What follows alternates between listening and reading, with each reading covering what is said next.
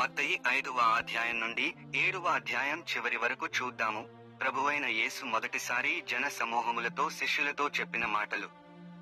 ఆయన ఆ జనసమూహములను చూచి కొండ ఎక్కి కూర్చుండగా ఆయన శిష్యులాయన యొద్దకు వచ్చిరి. అప్పుడాయన నోరు తెరచి ఈలాగు బోధింపసాగెను. ఆత్మ విషయమై దీనులైన వారు ధన్యులు, పరలోక రాజ్యము వారిది. దుఃఖపడువారు ధన్యులు, వారు ఓదార్చబడుదురు. సాత్వికులు ధన్యులు, వారు భూలోకమును స్వతంత్రించుకొందురు. నీతి కొరకు ఆకలి దప్పులు గలవారు ధన్యులు, వారు తృప్తిపరచబడుదురు. కనికరము గలవారు ధన్యులు, వారు కనికరము పొందుదురు. హృదయ శుద్ధి గలవారు ధన్యులు, వారు దేవుని చూచెదరు. సమాధానపరచువారు ధన్యులు, వారు దేవుని కుమారులనబడుదురు. నీతి నిమిత్తము హింసింపబడువారు ధన్యులు, పరలోక రాజ్యము వారిది. నా నిమిత్తము జనులు మిమ్మును నిందించి హింసించి మీ మీద అబద్ధముగా చెడ్డమాటలెల్ల పలుకునప్పుడు మీరు ధన్యులు. సంతోషించి ఆనందించుడి, పరలోకమందు మీ ఫలము అధికమగును. ఇలాగున వారు మీకు పూర్వమందుండిన ప్రవక్తలను హింసించిరి. మీరు లోకమునకు ఉప్పై ఉన్నారు. ఉప్పు నిస్సారమైతే అది దేనివలన సారము పొందును? అది బయట పారవేయబడి మనుష్యుల చేత త్రొక్కబడుటకే గాని మరి దేనికిని పనికిరాదు. మీరు లోకమునకు వెలుగై ఉన్నారు. కొండ మీద నుండు పట్టణము మరుగైయుండనేరదు. మనుష్యులు దీపము వెలిగించి కొంచెము క్రింద పెట్టరు, కాని అది ఇంట నుండు వారికందరికి వెలుగిచ్చుటకే దీపస్తంభము మీదనే పెట్టుదురు. మనుష్యులు మీ సత్క్రియలను చూచి పరలోకమందున్న మీ తండ్రిని మహిమపరచునట్లు వారి ఎదుట మీ వెలుగు ప్రకాశింప నీయుడి. ధర్మశాస్త్రమునైనను ప్రవక్తల వచనములనైనను కొట్టి వేయవచ్చితినని తలంచవద్దు. నెరవేర్చుటకే గాని కొట్టివేయుటకు నేను రాలేదు. ఆకాశమును భూమియు గతించిపోయిననే గాని ధర్మశాస్త్రమంతయు నెరవేరు వరకు దాని నుండి ఒక పొల్లైనను ఒక సున్నయైనను తప్పిపోదని నిశ్చయముగా మీతో చెప్పుచున్నాను. కాబట్టి ఈ ఆజ్ఞలలో మిగుల అల్పమైన ఒకదానినైనను మీరి మనుష్యులకు అలాగున చేయ బోధించువాడెవడో వాడు పరలోక రాజ్యములో మిగుల అల్పుడనబడును. అయితే వాటిని గైకొని బోధించువాడెవడో వాడు పరలోక రాజ్యములో గొప్పవాడనబడును. శాస్త్రుల నీతి కంటెను పరిసయ్యుల నీతి కంటెను మీ నీతి అధికము కానియెడల మీరు పరలోక రాజ్యములో ప్రవేశింపనేరని మీతో చెప్పుచున్నాను. నరహత్య చేయవద్దు. నరహత్య చేయువాడు విమర్శకు లోనగునని పూర్వీకులతో చెప్పబడిన మాట మీరు విన్నారు గదా. నేను మీతో చెప్పునదేమనగా తన సహోదరుని మీద కొన్ని ప్రాచీన ప్రతులలోని నిమిత్తముగా అని కూర్చబడియున్నది. కోపపడు ప్రతివాడు విమర్శకు లోనగును. తన సహోదరుని చూచి వ్యర్థుడా అని చెప్పువాడు మహాసభకు లోనగును. ద్రోహి అని చెప్పువాడు నరకాగ్నికి లోనగును. కావున నీవు బలిపీఠమునొద్ద అర్పణము నర్పించుచుండగా నీ మీద నీ సహోదరునికి విరోధమేమైనను కలదని అక్కడ నీకు జ్ఞాపకము వచ్చిన ఎడల అక్కడ బలిపీఠము నెదుటనే నీ అర్పణము విడిచిపెట్టి మొదట వెళ్లి నీ సహోదరునితో సమాధానపడుము.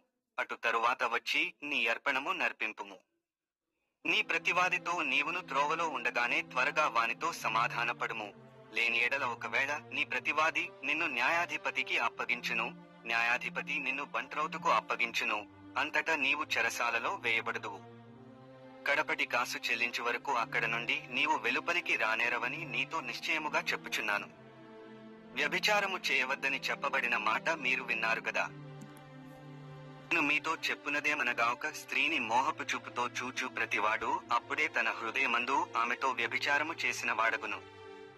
నీ కుడికన్ను నిన్ను అభ్యంతర పరిచిన ఎడల దాని పెరికి నీ యొద్ద నుండి పారవేయుము. నీ దేహమంతయు నరకములో పడవేయబడకుండా నీ అవయవములలో నొకటి నశించుట నీకు ప్రయోజనకరము గదా. నీ కుడి చేయి నిన్నభ్యంతర పరిచిన ఎడల దాని నరికి నీ యొద్ద నుండి పారవేయుము.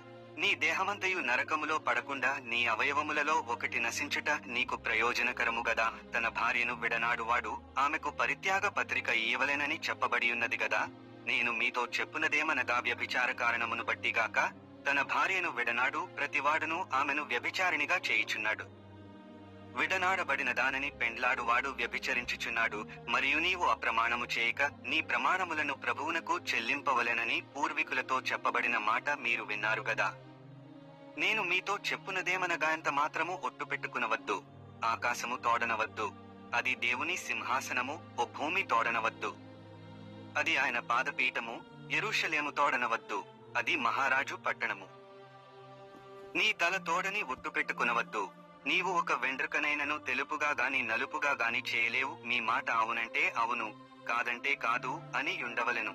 వీటికి మించునది దుష్టుని నుండి లేక కీడు నుండి పుట్టునది కంటికి కన్ను, పంటికి పళ్ళు అని చెప్పబడిన మాట మీరు విన్నారు గదా. నేను మీతో చెప్పునదేమనగా, దుష్టుని ఎదిరింపక, నిన్ను కుడి చెంప మీద కొట్టువాని వైపునకు ఎడమ చెంప కూడా త్రిప్పుము. ఎవడైనా నీ మీద వ్యాజ్యము వేసి నీ అంగీ తీసుకొనగోరిన ఎడల వానికి నీ పైవస్త్రము కూడా ఇచ్చివేయుము. ఒకడు 1 మైలు దూరము రమ్మని నిన్ను బలవంతము చేసిన ఎడల వానితో కూడా 2 మైళ్ళు వెళ్ళుము.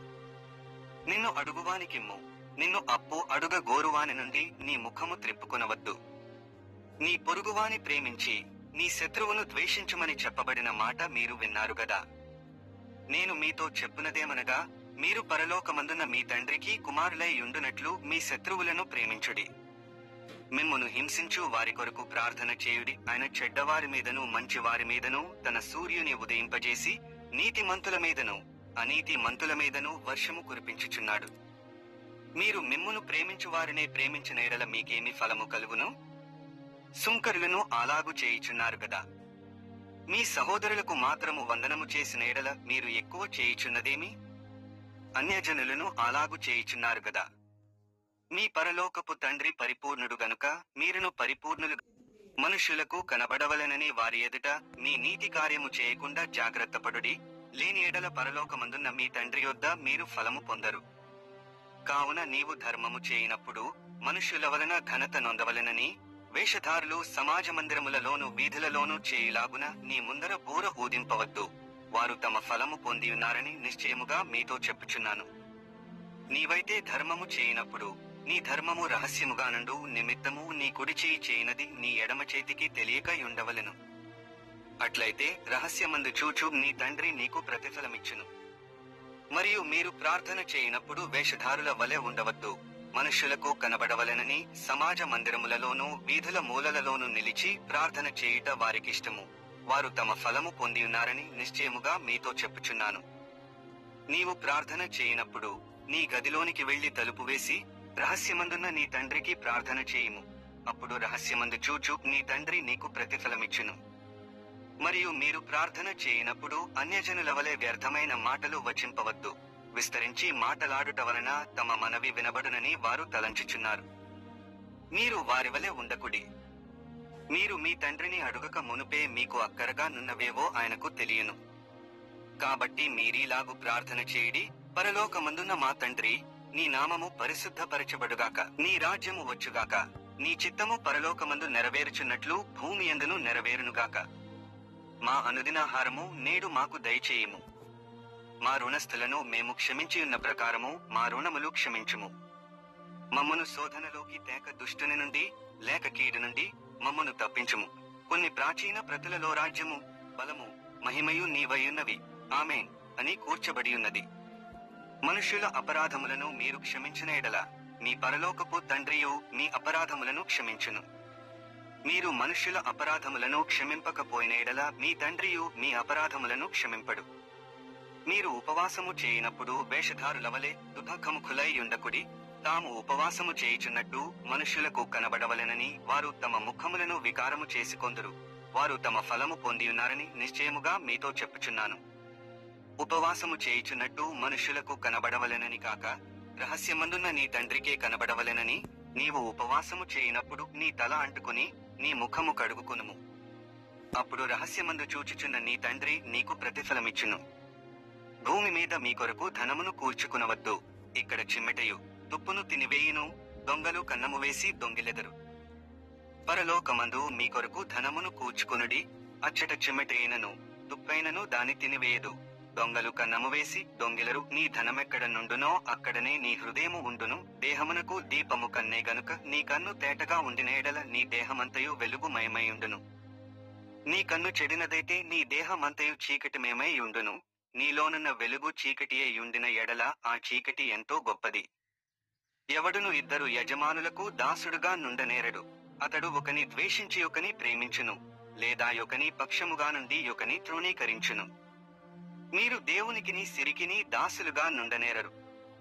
అందువలన నేను మీతో చెప్పునదేమనగా, ఏమి తిందుమో ఏమి త్రాగుదుమో అని మీ ప్రాణమును గూర్చియేనను, ఏమి ధరించుకొందుమో అని మీ దేహమును గూర్చియేనను చింతింపకుడి.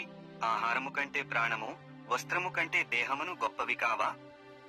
ఆకాశ పక్షులను చూడుడి. అవి విత్తవు, కోయవు, కొట్లలో కూర్చుకునవు. ఆయనను మీ పరలోకపు తండ్రి వాటిని పోషించుచున్నాడు. మీరు వాటికంటే బహుశ్రేష్ఠులు కారా? మీలో నెవడు చింతించుట వలన తన ఎత్తు మూరెడెక్కువ చేసుకొనగలడు? వస్త్రములను గూర్చి మీరు చింతింపనేలా? అడవి పువ్వులు ఎలాగు నెదుగుచున్నవో ఆలోచించుడి. అవి కష్టపడవు, వడకవు. అయినను తన సమస్త వైభవముతో కూడిన సొలొమోను సహితము వీటిలో నొకదానివలనైనను అలంకరింపబడలేదు. నేడుండి రేపు పొయ్యిలో వేయబడు అడవి గడ్డిని దేవుడిలాగు అలంకరించిన ఎడల, అల్పవిశ్వాసులారా, మీకు మరి నిశ్చయముగా వస్త్రములు ధరింపజేయును గదా. కాబట్టి ఏమి తిందుమో, ఏమి త్రాగుదుమో, ఏమి ధరించుకొందుమో అని చింతింపకుడి. అన్యజనులు వీటన్నిటి విషయమై విచారింతురు. ఇవన్నీయు మీకు కావలెనని మీ పరలోకపు తండ్రికి తెలియను. కాబట్టి మీరు ఆయన రాజ్యమును నీతిని మొదట వెదకుడి, అప్పుడవన్నీయు మీకనుగ్రహింపబడును. రేపటిని గూర్చి చింతింపకుడి, రేపటి దినము దాని సంగతులను గూర్చి చింతించును. ఏనాటి కీడు ఆనాటికి చాలును. మీరు తీర్పు తీర్చకుడి, అప్పుడు మిమ్మును గూర్చి తీర్పు తీర్చబడదు. మీరు తీర్చు తీర్పు చొప్పుననే మిమ్మును గూర్చియు తీర్పు తీర్చబడును. మీరు కొలుచు కొలత చొప్పుననే మీకును కొలువబడును. నీ కంటిలోనున్న దూలము నెంచక నీ సహోదరుని కంటిలోనున్న నలుసును చూచుటయేలా? నీ కంటిలో దూలముండగా నీవు నీ సహోదరుని చూచి నీ కంటిలోనున్న నలుసును తీసివేయనమని చెప్పనేలా? వేషధారి, మొదట నీ కంటిలోనున్న దూలమును తీసివేసుకొనుము, అప్పుడు నీ సహోదరుని కంటిలోనున్న నలుసును తీసివేయుటకు నీకు తేటగా కనబడును. పరిశుద్ధమైనది కుక్కలకు పెట్టకుడి, మీ ముత్యములను పందుల ఎదుట వేయకుడి. వేసిన ఎడల అవి ఒకవేళ వాటిని కాళ్లతో త్రొక్కి మీమీద పడి మిమ్మును చీల్చి వేయును. అడుగుడి మీకియ్యబడును, వెదకుడి మీకు దొరకును, తట్టుడి మీకు తీయబడును. మీలో ఏ మనుష్యుడైనను తన కుమారుడు తన్ను రొట్టెను అడిగిన ఎడల వానికి రాతినిచ్చునా? చేపను అడిగిన ఎడల పామునిచ్చునా? మీరు చెడ్డవారై యుండియు మీ పిల్లలకు మంచి ఈవుల నీయనెరిగియుండగా, పరలోకమందున్న మీ తండ్రి తన్ను అడుగువారికి అంతకంటే ఎంతో నిశ్చయముగా మంచి ఈవులనిచ్చును. మనుషులు మీకు ఏమి చేయవలెనని మీరు కోరుదురో అలాగుననే మీరును వారికి చేయుడి. ఇది ధర్మశాస్త్రమును ప్రవక్తల ఉపదేశము నయ్యున్నది. ఇరుకు ద్వారమున ప్రవేశించుడి, నాశనమునకు పోవు ద్వారము వెడల్పును, ఆ దారి విశాలమునయ్యున్నది, దాని ద్వారా ప్రవేశించువారు అనేకులు. జీవమునకు పోవు ద్వారము ఇరుకును, ఆ దారి సంకుచితమునయ్యున్నది, దాని కనుగొనువారు కొందరే. అబద్ధ ప్రవక్తలను గూర్చి జాగ్రత్తపడుడి. వారు గొడ్డెల చర్మములు వేసుకుని మీ యొద్దకు వత్తురు, కాని లోపల వారు క్రూరమైన తోడేళ్లు. వారి ఫలముల వలన మీరు వారిని తెలిసికొందురు. ముండ్ల పొదలలో ద్రాక్ష పండ్లనైనను పల్లేరు చెట్లను అంజూరపు పండ్లనైనను కోయుదురా? అలాగుననే ప్రతి మంచి చెట్టు మంచి ఫలములు ఫలించును, పనికి మాలిన చెట్టు కాని ఫలములు ఫలించును. మంచి చెట్టు కాని ఫలములు ఫలింపనేరదు, పనికి మాలిన చెట్టు మంచి ఫలములు ఫలింపనేరదు. మంచి ఫలములు ఫలింపని ప్రతి చెట్టు నరకబడి అగ్నిలో వేయబడును. కాబట్టి మీరు వారి ఫలముల వలన వారిని తెలిసికొందురు. ప్రభువా, ప్రభువా అని నన్ను పిలుచు ప్రతివాడును పరలోక రాజ్యములో ప్రవేశింపడుగాని పరలోకమందున్న నా తండ్రి చిత్తప్రకారము చేయువాడే ప్రవేశించును. ఆ దినమందు అనేకులు నన్ను చూచి, ప్రభువా, ప్రభువా, మేము నీ నామమున ప్రవచింపలేదా? నీ నామమున దయ్యములను వెళ్ళగొట్టలేదా? నీ నామమున అనేకమైన అద్భుతములు చేయలేదా? అని చెప్పుదురు. అప్పుడు నేను మిమ్మును ఎన్నడను ఎరుగను, అక్రమము చేయువారలారా, నా యొద్ద నుండి పొందని వారితో చెప్పుదును. కాబట్టి ఈ నా మాటలు విని వాటి చొప్పున చేయు ప్రతివాడును బండ మీద తన ఇల్లు కట్టుకునిన బుద్ధిమంతుని పోలియుండును. వాన కురిసెను, వరదలు వచ్చెను, గాలి విసిరి ఆ ఇంటి మీద కొట్టెను గాని దాని పునాది బండ మీద వేయబడెను గనుక అది పడలేదు. మరియు ఈ నా మాటలు విని వాటి చొప్పున చేయని ప్రతివాడు ఇసుక మీద తన ఇల్లు కట్టుకునిన బుద్ధిహీనుని పోలియుండును. వాన కురిసెను, వరదలు వచ్చెను, గాలి విసిరి ఆ ఇంటి మీద కొట్టెను, అప్పుడది కూలబడెను, దాని పాటు గొప్పదని చెప్పెను. యేసు ఈ మాటలు చెప్పి ముగించినప్పుడు జనసమూహములు ఆయన బోధకు ఆశ్చర్యపడుచుండిరి. ఎలయనగా ఆయన వారి శాస్త్రుల వలె కాక అధికారము గల వానివలె వారికి బోధించెను.